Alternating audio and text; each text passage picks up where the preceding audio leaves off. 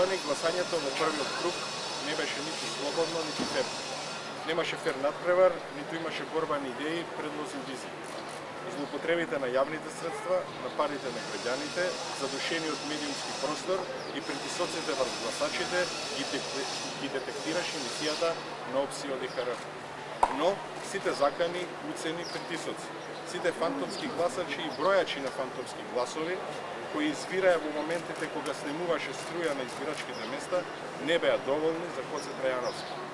Скопјани со својата масовна изврзеност, со својот глас, се спротиставија на наредбите, желбите и ветувањата на Никола Груевски. Сите наместени нарачени анкети потонаа и во иго до загадија Вардар. Победата на Сојузот за иднината во центар, поразот на ВМРО ДПМН во Карпуш, заедно со изборниот резултат во Ѓорче Петров и другите општини е само потврда дека и покрај се власта може да биде поразена во срцето на главниот град, на местото на нивното злоставство. Јавно им се заблагодарува на скопјани на целокупната поддршка за време на кампањата и на денот на изборите и ги повикувам да ја продолжиме нашата заедничка борба за подобро Скопје. На 7 април гласањето почнува од нула. За мене гласовите на скопјани не се нешто што може да се купи, уцени, биде резултатот закани. За мене секој глас е личност, човек со желби и потреби, кој заслужува подобар, модерен град, кој заслужува подобра, слободна држава. Тоа сум јас, така сум скроен, секогаш се борам за нешто поголемо, за нешто што ќе го направи животот на граѓаните подобар. Така и ќе продолжам.